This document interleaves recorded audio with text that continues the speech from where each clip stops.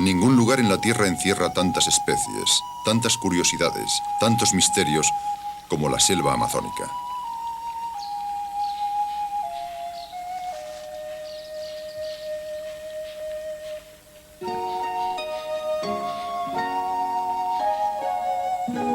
Pero de todas esas especies vegetales o animales, pocas ejercen tanta fascinación como esta hoja de apariencia trivial que crece en los lindes de la jungla. Una hoja dotada de poderes extraordinarios. A través de los siglos en los Andes, los indios han masticado la hoja de coca apretándola contra las mejillas, liberando una sustancia estimulante, antaño reservada a la aristocracia de los incas. Esta hoja, apreciada por los indios, es transformada por la alquimia moderna en cocaína, en oro blanco, maldito, 5 veces más valioso que el mismo oro. Y hoy, como en otras épocas, toda fuente de riqueza genera violencia, angustia y actos desesperados. Dirigido por Jean-Michel Cousteau, un equipo del Calipso sale para una misión muy especial.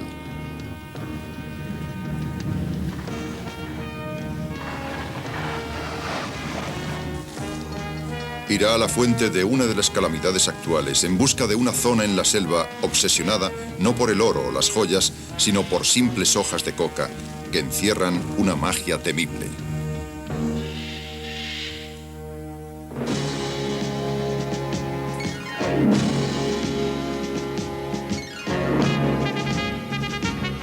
La jungla de la coca.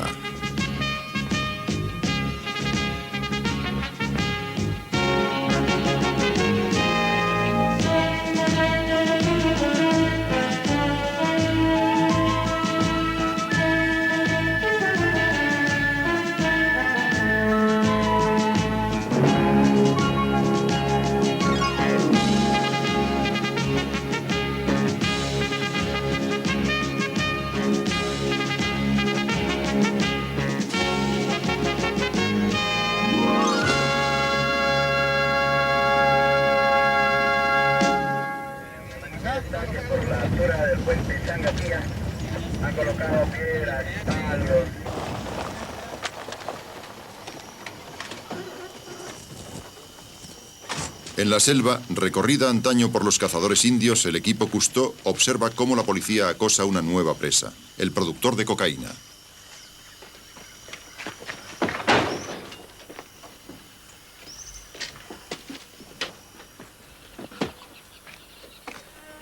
La Unión Amazónica para el Estudio de la Vida Salvaje, los equipos del Calipso, descubren allí un mundo aparte donde se mata por la droga. A bordo del Calipso, Jean-Michel informa de sus descubrimientos al comandante Cousteau. Continuamente, todos los días nos piden ayuda. Allí donde nos paramos nos damos cuenta de que hay problemas de cocaína. A los padres de la misión donde nos detuvimos se les interroga. Hay guerras que se preparan, hay gente que se mata, hay... ¿Producen la cocaína allí mismo? Es decir, cultivan las hojas, las plantas de coca y hacen la primera etapa de transformación en la selva. Te he traído artículos. Todos los periódicos locales hablan del problema. Citan $100 millones. Aquí tienes un caso realmente espantoso. Un niño al que han matado y lo han llenado de cocaína para transportarla. Es increíble. Básicamente, desde que salimos de las fuentes del Amazonas, en el Perú... Bueno, todo sucede en una región de Bolivia a lo largo de la cordillera de Perú y Colombia, como una especie de judía. Y la dirección por avión, por barco, etc., va hacia aquí, es decir, básicamente hacia los Estados Unidos. Ahora cada vez más se ve que el problema se desarrolla hacia Europa. Sí, me has dicho, Jean-Michel, que los traficantes obligan a los indios a desforestar para cultivar la coca en las laderas montañosas. Es decir, provocando erosión. Entonces es un caso de ecología. Hemos venido aquí para estudiar la ecología de toda la Amazonia, ¿no? La reducción de la selva, la desforestación, etc. Y nos damos cuenta de que hay que afrontar un problema humano. Por lo tanto, no podemos permanecer indiferentes en absoluto. Ahora se trata de ecología humana y de contaminación interna del hombre. Hay que ser extremadamente prudentes. Jean-Michel, estoy preocupado porque esos traficantes pueden proteger su anonimato con fusiles. Vamos a pedir ayuda, pero hay que encontrar a la gente. Está bien.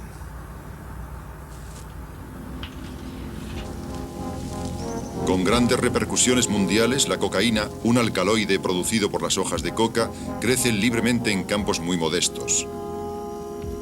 Para los especialistas es, de todas las drogas, la que crea una mayor dependencia. Hace miles de años que los indios mastican hojas de coca, dice el doctor Jerry.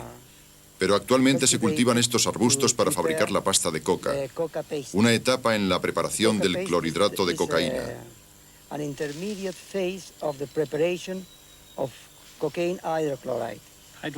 La cocaína pura, el polvo blanco, es la nieve, dice Jean-Michel. Para preparar la pasta de coca, precisa el doctor Jerry, se utilizan el ácido sulfúrico, el queroseno, el benzoato de sodio y algunos otros productos químicos. Los toxicómanos fuman esta pasta de coca mientras la cocaína pura es inhalada o inyectada en las venas. De la sangre pasa al cerebro, donde actúa primero como estimulante. Aunque, si se insiste, aparecen espasmos y convulsiones generalizadas.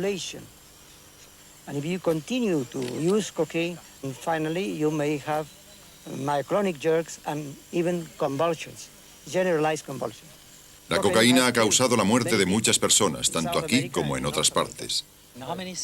¿Cuántos cigarrillos al día?, pregunta Jean-Michel. 80. ¿80? Sí, 80 cigarrillos. ¿Alguno de sus amigos ha muerto por ello?, sigue preguntando Jean-Michel. Sí, uno de sus amigos ha muerto. Pasaron 3 o 4 noches sin dormir fumando pasta de coca. Su amigo continuó hasta que su corazón falló. La baja de presión y ahí nomás quedó muerto el corazón. O sea, mucho, mucho. Murió, pues.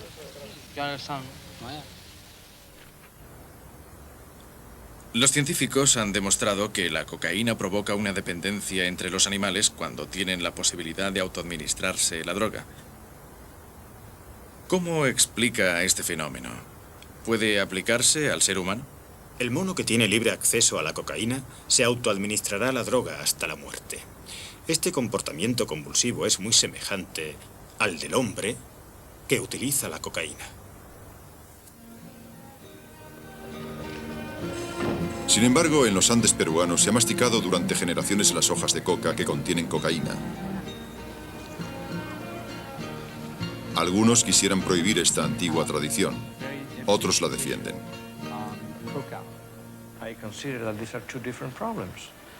Hay dos problemas, dice el doctor Fernando Cabieses.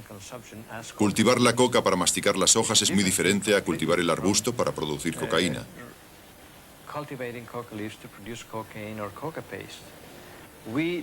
Necesitamos las hojas de coca porque forman parte de nuestra cultura. Desde hace 4000 años, dice el doctor Cabieses, los habitantes de la región han masticado coca. Han hecho de ello una tradición, un rito, un elemento de su cultura.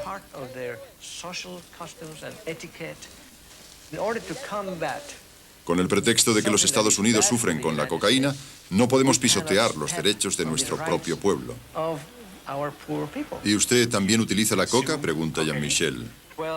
Yo no pertenezco a esa cultura, precisa Cabieses, pero cuando estoy entre los indios, cuando les acompaño, mastico coca.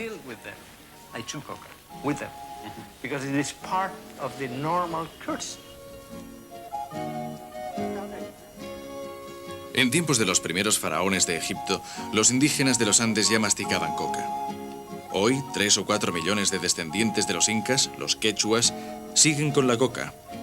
Un estimulante benigno que consideran indispensable para soportar los duros trabajos a gran altura, el hambre y el frío.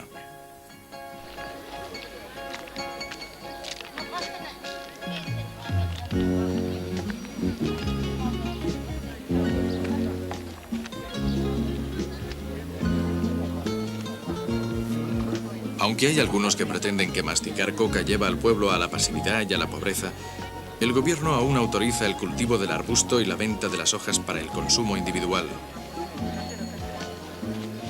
La prohibición provocaría, sin lugar a dudas, una revolución.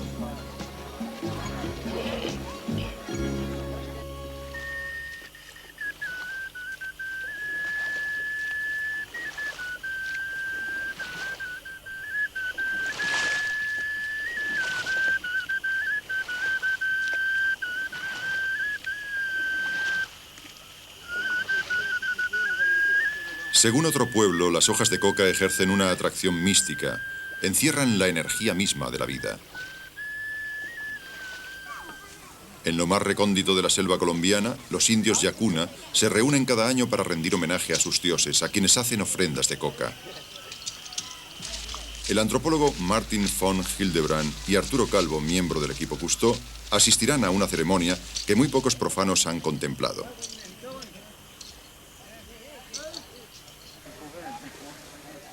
Tal como los sacerdotes preparan las hostias para la comunión, los lugareños secan al fuego las ofrendas sagradas. Otros fabrican máscaras que encarnan los espíritus de los animales que proceden de la selva y que comparten sus riquezas con el hombre.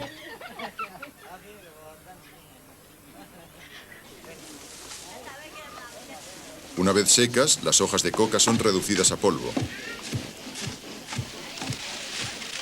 Luego, hojas de secopia son transformadas en ceniza para aumentar los efectos de la coca.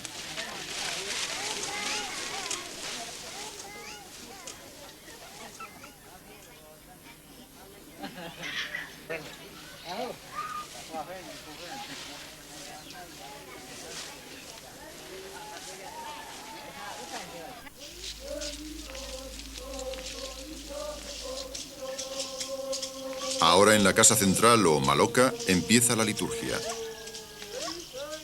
El ritual continuará durante unas 20 horas con una sucesión de bailes, comida sagrada y tomas de coca.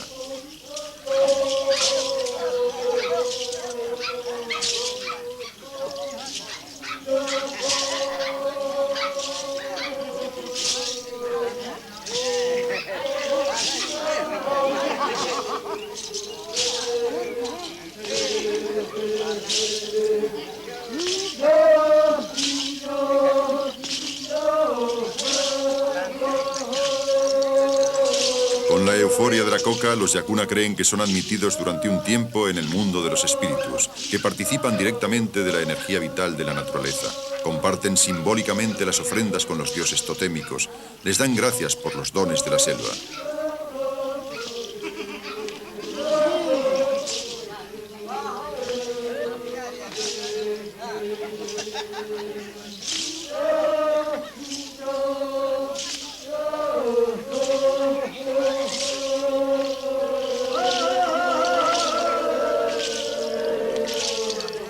Como en la mayoría de las sociedades primitivas, los Yacuna no consumen grandes cantidades de su droga sagrada, salvo en las ceremonias rituales. Pero la hoja que les transporta al universo de sus dioses lleva muy lejos de sus aldeas a otros hombres al infierno.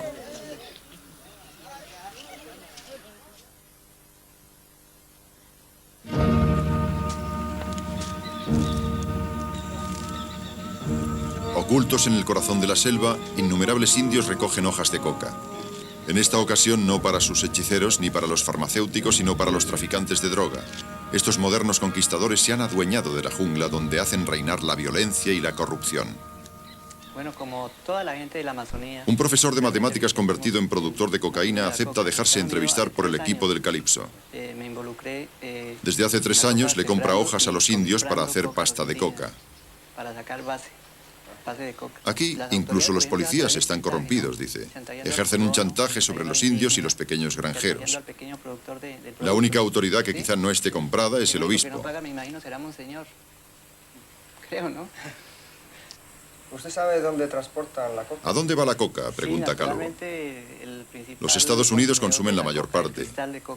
Bandas organizadas hacen el contrabando por avión y construyen en la selva pistas ocultas que a menudo solo utilizan una vez. Todo el mundo lo sabe. Que tienen sus aeropuertos en los lugares selváticos, ¿no? Eso no es un misterio, todo el mundo lo sabe, ¿no? Va para Estados Unidos. Narcotraficantes, para ocultar su producto ilícito, se valen de 1000 maneras. Aunque la cocaína circula básicamente por avión o por barco, los contrabandistas también utilizan 1000 trucos. En clase, las brigadas de estupefacientes aprenden que un plato de recuerdo puede estar hecho en un 75% de cocaína. Que se puede grabar un disco que contiene droga, ocultarla en el talón de un zapato, en una muñeca, en una piña, en una pila eléctrica. Generalmente en las zonas de salida fronteriza del país, cualquier tipo de artefacto eléctrico ha sido vaciada en su interior con mucha paciencia, se ha rellenado en este caso de pasta básica, se ha sellado y se transportan en su caja como si fueran nuevas.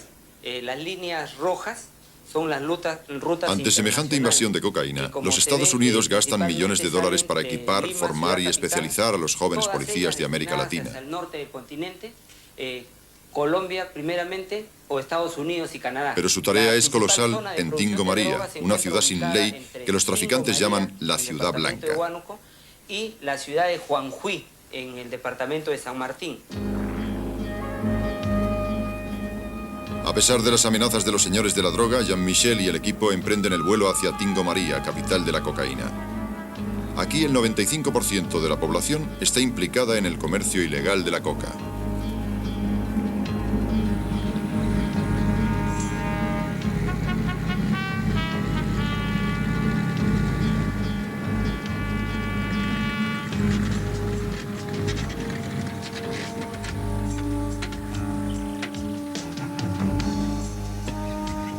El valle de Tingo María, antes rico en cultivos agrícolas, casi produce exclusivamente coca.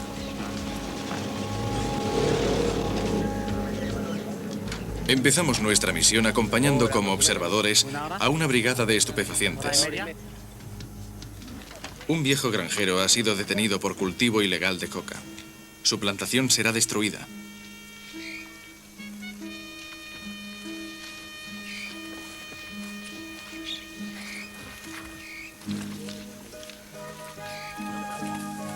En la granja solo encontramos unas 800 áreas sembradas de coca que no deben dar más que unos miles de francos al año. La plantación será destruida con herbicidas y el granjero encarcelado. Los millones de dólares de la coca están en manos de los traficantes. Las sanciones caen sobre los pobres que no pueden comprar la libertad.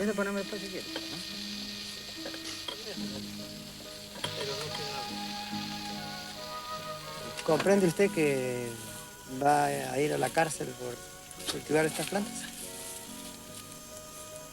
No, pues ya no lo cultiva, pues ya no. El viejo, que puede ser condenado a varios años de prisión, nos asegura que solo cultiva coca para masticarla. Lo necesita, dice. Le enseñaron a masticar coca cuando era un niño. El caso es que poco separa al culpable de la víctima.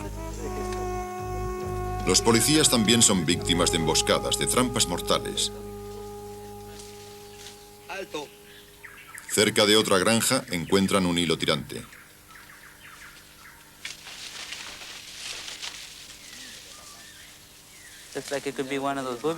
Parece que han colocado una trampa, dice el policía.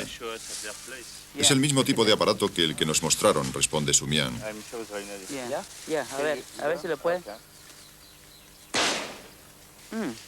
Did you see that? Look, it came apart. My goodness. Bien, dame eso, dice el policía. ¿Se imagina lo que puede hacerle a una pierna? Lo menos que se puede decir es que es peligroso.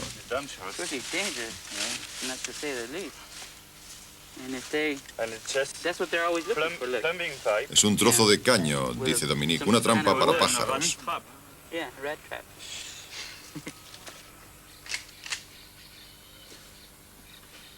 El equipo, seguido por Dominique Sumian, se apresura para descubrir lo que protegía aquella máquina infernal.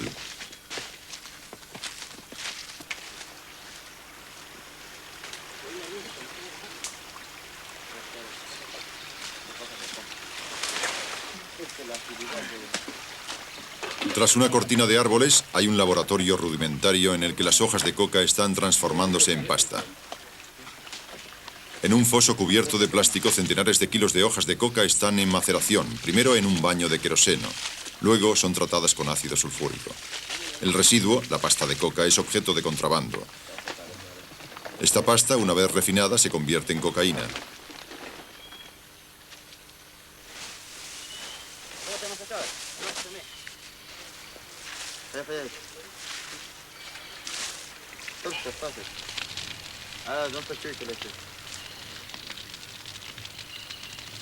El pequeño laboratorio se destruye, pero los alquimistas han podido huir y se apresurarán a crear otro.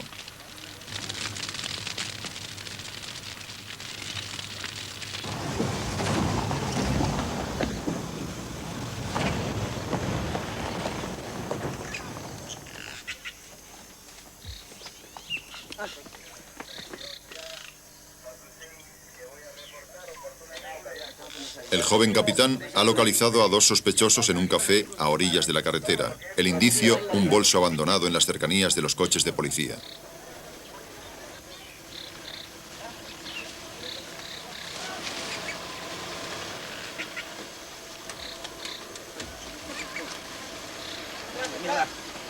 Intuición o golpe de suerte. La brigada ha caído sobre 2 mensajeros, 2 camellos, a los que se les confisca 3 kilos de pasta. Una gota de agua en el río de la droga. ¿Qué tiene de paquete? ¿Qué tiene de paquete? Debe ser, pero no sé nada. Los dos, ¿qué? Acá llega así. ¿Quién llegó primero? El que estaba ahí queriendo escapar.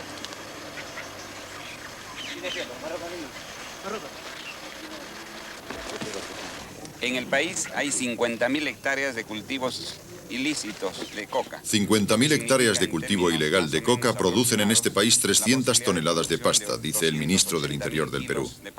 Solo se confisca una pequeña parte, pero sería ingenuo creer que la policía puede sola resolver el problema. Que solo la lucha contra el narcotráfico a través de la policía va a resolver el problema sería ingenuo.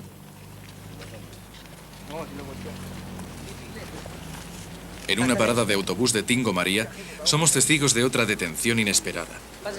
2 mujeres jóvenes de 18 y 25 años despiertan las sospechas de un policía. Se la registra. Transportan pasta que debían entregar en Lima por cuenta de un desconocido. Como muchos aquí, ellas saben pocas cosas sobre los efectos de la droga. La más joven está aterrada de lo que se entera. ¿Acaso esta joven comprende, por ejemplo, que ahora pasará 10 o 15 años en la cárcel? ¿Tú tenías conocimiento que es peligroso esto y te ibas a ir a la cárcel? ¿Ah? ¿Tenías conocimiento? Sí tenía conocimiento. Como le voy a repetir... Pero explícale, ¿por qué te has arriesgado? Explícale, acércate un poquito más. Acércate un poquito más. Explícale al señor. ¿Por qué te arriesgaste? Micro.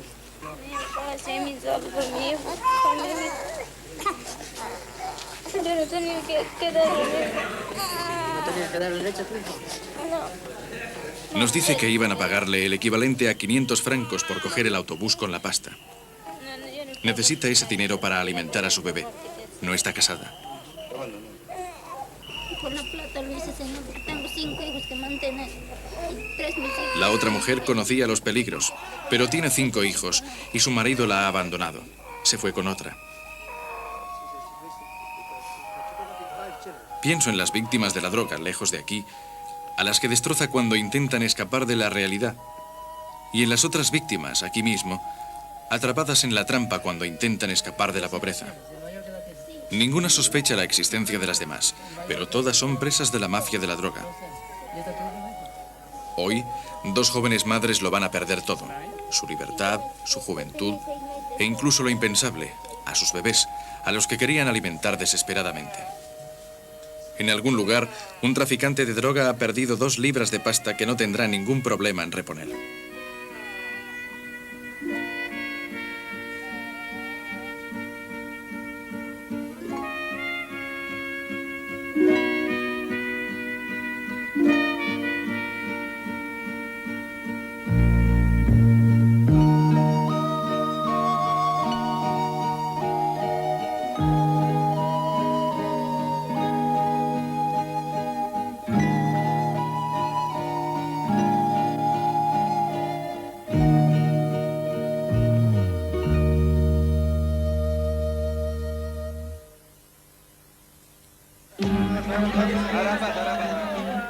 Para algunos, la ruta de la coca lleva directamente a la cárcel de Tingo María.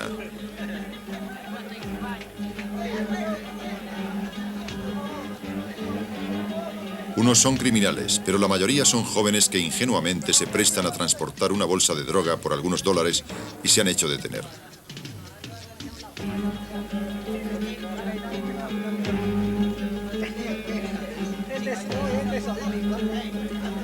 Prevista para 60 detenidos, la cárcel cuenta hoy con 200.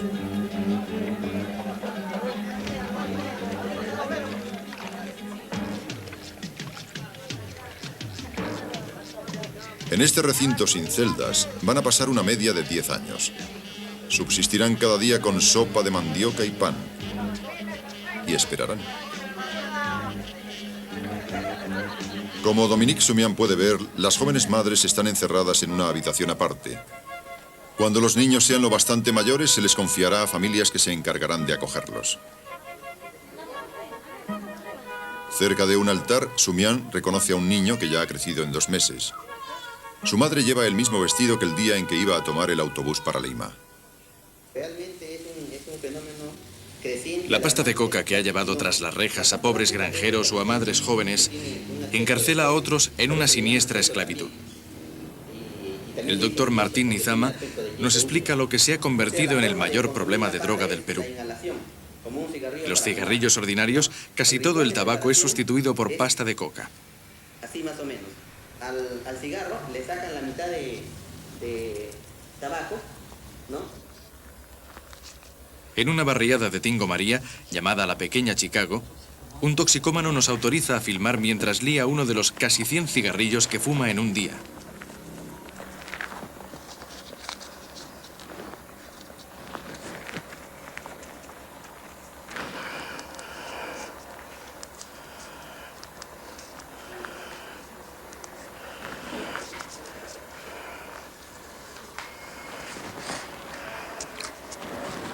Antes, la pasta de coca era básicamente exportada, aunque ha regresado como un boomerang para golpear a América del Sur. Se extiende como una epidemia por toda una generación. Al inhalar esta pasta no refinada, los fumadores también absorben querosene y los demás productos químicos de los que está impregnada. Al hábito y a la dependencia se añaden dramáticas lesiones cerebrales. Este joven, antes estudiante universitario, no es más que una ruina humana. Va. De policía no hay nada. Sigo avanzando. Camino para allá. A decir verdad, incluso no sé mi edad, confiesa. Sé que nací en enero, pero ya no sé en qué año. El año no sé, hermano. Estudió electrónico. Estudiaba para ingeniero electrónico. Aunque cuando la gente me ve en este estado, no me da trabajo. Empezar a drogarse es fácil, pero parar es terriblemente difícil. Desesperados e incluso obligados por su familia, algunos toxicómanos buscan ayuda en un centro de tratamiento especializado. ¿Por qué estás aquí?, pregunta Jean-Michel. Estoy aquí porque me drogaba, primero con marihuana, luego probé la pasta de coca. Es más peligroso.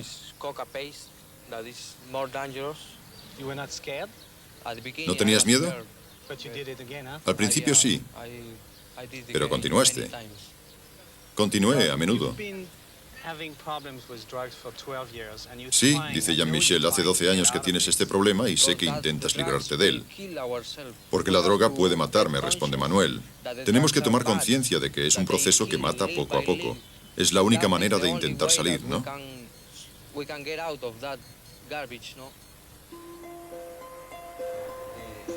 Hay tan pocos que logran desintoxicarse que los padres desesperados por esta causa se vuelven hacia terapias más radicales, pero experimentales. Empujados por la imperiosa necesidad de comprar pasta de coca, los drogadictos roban y venden los bienes de la familia. Para tener su dosis, este joven amenazaba a los conductores de taxi con una pistola descargada y les robaba la recaudación. Administrándoles sin que lo sepan dosis masivas de sedantes durante varios meses, un psiquiatra de Lima reduce a sus pacientes privados de droga a un estado casi infantil. Luego se esfuerza en reestructurar su personalidad y su comportamiento. Después los pacientes se reúnen con sus familias. Hemos fundado un club de padres, dice el padre de un drogadicto. Nos reunimos todos los lunes. Hay más de 50 familias. Es terrible. ¿Puedo hacerle una pregunta personal?, dice Jean-Michel. Cuando comenzó el problema, ¿hizo lo que debía por su hijo?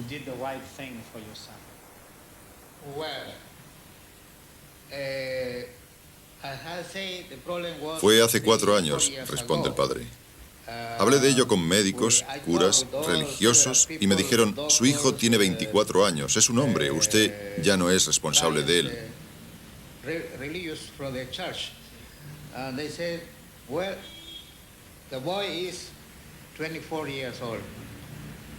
you is a real man.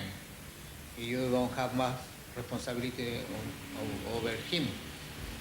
But Reaccioné violentamente y le eché de casa. I go out. I threw out for the house. ¿Lo puso en la calle? Sí, dice el padre. Lo eché a la calle para obligarle a trabajar para vivir. Pero fue peor el remedio que la enfermedad. But the problem was the medicine was worse than the illness. ¿No hizo lo que debía? And then, yes. Sí. Entonces, añade Jean-Michel, ¿los enfermos ni siquiera saben que los medicamentos están mezclados en la comida? No, ellos mismos toman los medicamentos, dice el padre, pero creen que son vitaminas. But he knows that as vitamins. Su hijo está, pues, bajo los efectos de tranquilizantes sin saberlo. Es verdad, no sabe nada. Le damos las vitaminas de Houston. Vitamin from Houston.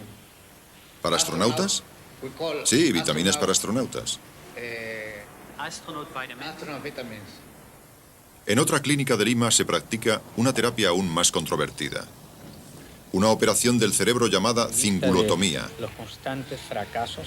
El psiquiatra que tuvo la idea de esta operación, el doctor Llosa, explica que en ciertos casos los tratamientos clásicos fracasan. El tratamiento quirúrgico en la drogadicción. Para estos irrecuperables se ha pensado en la cirugía. Solo recurro a ella, insiste, en último extremo. Prefiero los métodos clásicos. Yo acepto que un método así es un método extremo. Acepto. Prefiero comenzar con los tratamientos clásicos. Es la peor porquería que existe la pasta en el mundo. Es la más... Uno de los irrecuperables tiene 16 años. La pasta de coca, dice, es la peor de las porquerías, la peor cosa del mundo. Para preservar su anonimato, durante la entrevista con Jean-Michel, se le coloca una venda. Solo le llamaremos el paciente número 29. La probé y... En pocas horas este chico sufrirá la 29ª cingulotomía practicada en el Perú. Ha decidido libremente, sus padres están de acuerdo. Tiene miedo de las consecuencias, pero más aún de la droga que ya mató a su hermano. Empecé a fumar por los problemas que tenía y por mis amigos en mi lado. ¿Cuándo se tomó definitivamente la decisión de pasar por esto? Pregunta Jean-Michel. Anteayer.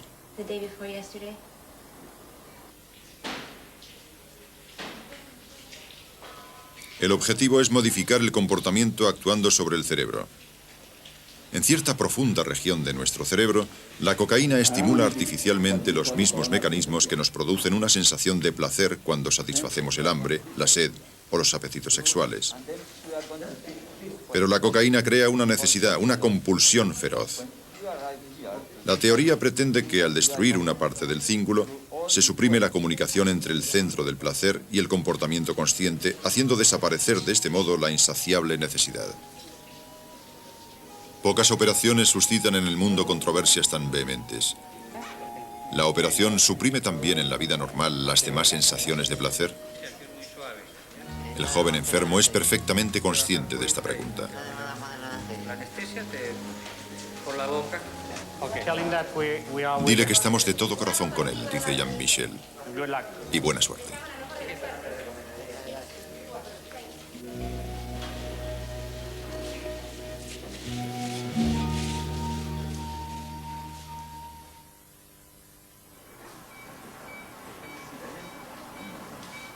Durante una operación que durará 5 horas y que jamás se ha filmado hasta ahora, los cirujanos intentarán modificar los mecanismos del comportamiento en el centro mismo del cerebro de nuestro joven amigo.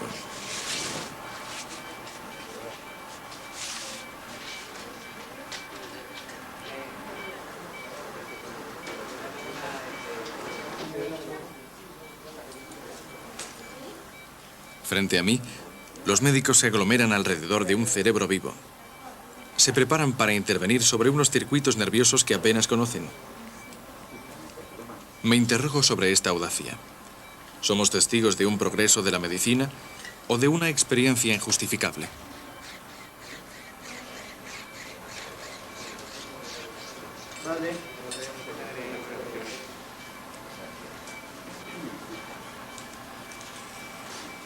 justa o injusta, una operación semejante prueba el poder infernal de la cocaína. Al perder la esperanza de vencerla, una sociedad se arriesga a hacer una intrusión en el sancta sanctorum del cerebro humano. 5 semanas más tarde, le hago una visita al enfermo número 29. Paso la tarde con él, jugando inocentemente, hablando de su trabajo, de su porvenir. Bromeamos. Su personalidad, sus sentidos, su inteligencia parecen intactos. Pero un año después, tendremos nuevas pruebas del imperio que ejerce la cocaína. La mitad de los operados mediante cingulotomía se drogan de nuevo. Entre ellos el paciente número 29.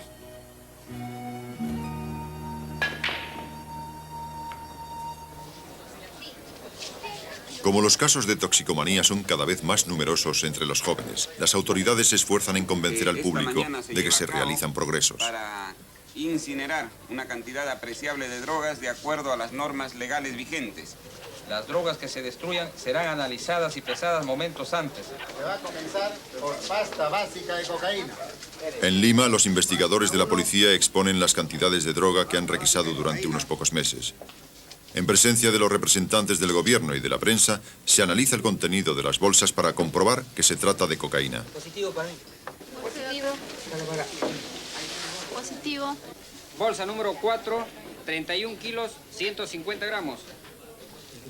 Cada bolsa lleva una etiqueta numerada. Cada número corresponde a un sospechoso actualmente detenido, cuyo futuro depende de la prueba positiva o negativa.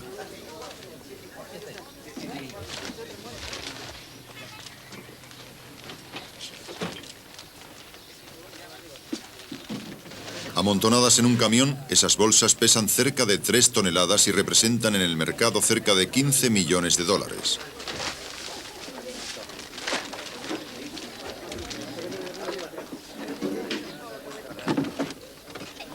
Vigilado por policías, el camión transporta por las calles de Lima una verdadera fortuna de contrabando que se va hacia un incinerador.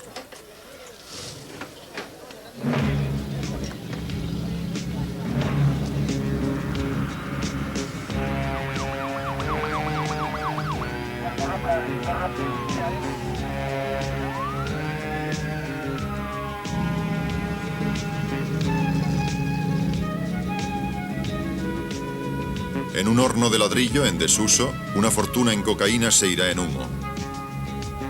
Esta ceremonia marca, sin embargo, un semifracaso. Lo que arde solo representa 3 toneladas de pasta de coca, un 1% de la producción anual únicamente en el Perú.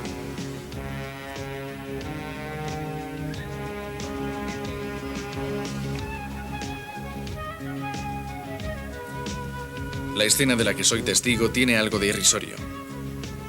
Un pueblo que se esfuerza por librarse de una terrible amenaza.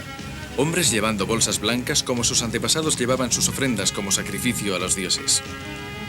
Pero las aprehensiones realizadas solo alcanzan el 10%, probablemente menos, de la cocaína diseminada en la sociedad. Y cada año la producción aumenta. Y con un apoyo más importante para luchar contra gente que está muy bien implementada. Tenemos que tener... Para combatir a los traficantes son necesarios radares, aviones, helicópteros, armas, nos dice el ministro del Interior. Actuar más enérgicamente y disuadir al que comercia con la droga.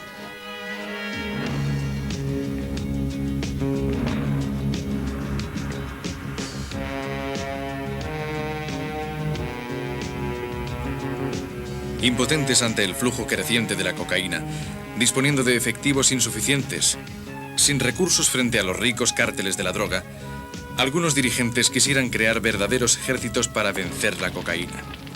Otros ponen en duda que pueda eliminarse para siempre una sustancia tan valiosa, producida en zonas apartadas demasiado amplias para ser controladas con eficacia. En el Palacio Presidencial de Lima me entrevisto con el presidente del Perú. Es, dice Jean Michel, un grave problema que tiene ramificaciones de todo tipo en otros países, especialmente en los Estados Unidos. Estamos muy agradecidos al extranjero, responde el presidente Belaunde, en el terreno de la literatura, el arte, la tecnología, la medicina, pero ciertamente no sentimos ninguna gratitud hacia la fabricación de la cocaína, que en el Perú es una empresa extranjera. Los países consumidores de cocaína han enviado aquí dinero y armas. Creo que este problema es más de los países consumidores que de los países productores.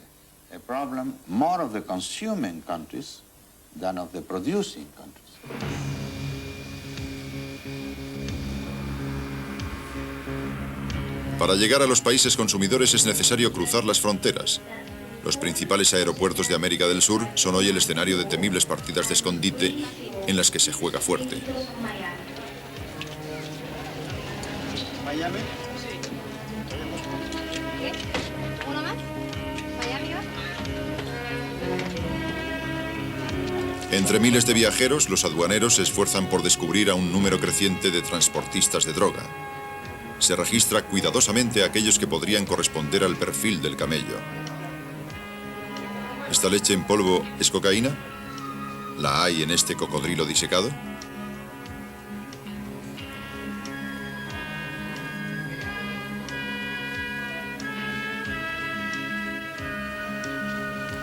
A veces los aduaneros tienen suerte y la tensión aumenta mientras todo el mundo espera la reacción azul característica de la cocaína.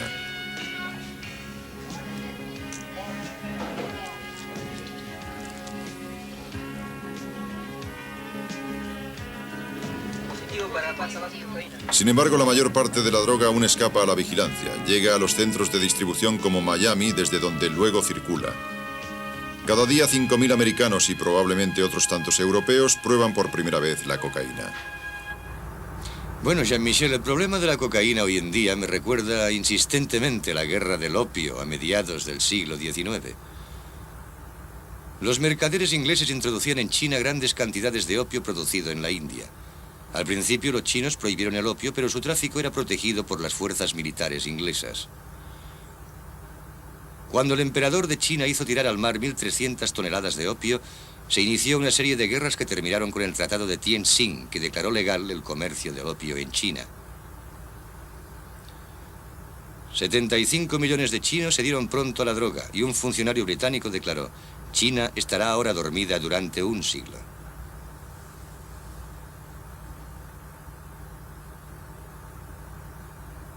Occidente corre el riesgo de debilitarse por mucho tiempo si no reaccionamos contra la terrible amenaza de lo que quizás se llamará algún día la guerra de la cocaína. Quizás semejante guerra ya ha empezado. En marzo de 1984, en lo profundo de la Amazonia colombiana, el ejército filmó en vídeo la aprehensión más importante de toda la historia. Cerca de 14 toneladas de cocaína pura que valían miles de millones de dólares. En el mismo lugar se encontraron aviones, helicópteros y armas importadas para equipar a guerrilleros.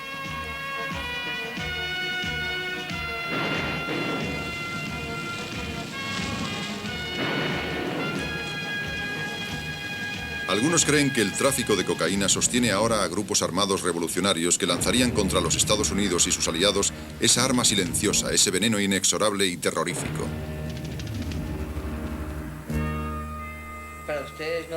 El equipo Cousteau pregunta: ¿está usted preocupado por los efectos de la cocaína en otros países como los Estados Unidos? No, responde el traficante, ya que muchos de nosotros creemos que es una respuesta a los ataques del imperialismo en América del Sur. Es una respuesta cultural.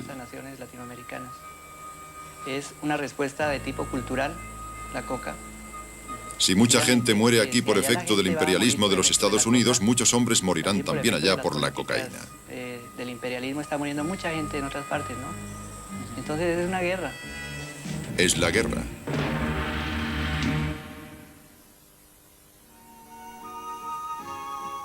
Una desdichada ironía ha querido que hiciéramos a menudo un uso indebido de los dones de la naturaleza. Transformamos la energía en explosivos y los descubrimientos de la medicina en guerra bacteriológica. El alcaloide que se extrae de las hojas de coca es el único anestésico local natural, pero este potencial beneficio lo hemos convertido en una incongruente calamidad. La tiranía ejercida por la pequeña hoja de coca llena cárceles de pobres, mata policías, corrompe gobernantes, alimenta guerras, azota espíritus y corazones. Aquellos que se dan a la cocaína esperan la euforia del éxito y la capacidad de olvidar la realidad. pero descubren que están a la deriva, en la nada. Sin embargo, el hombre ha sobrevivido a través de los tiempos y superado otras angustias, recorriendo a otra fuente de magia, el poder de comprender y reaccionar. La inteligencia humana es la esperanza de los desesperados.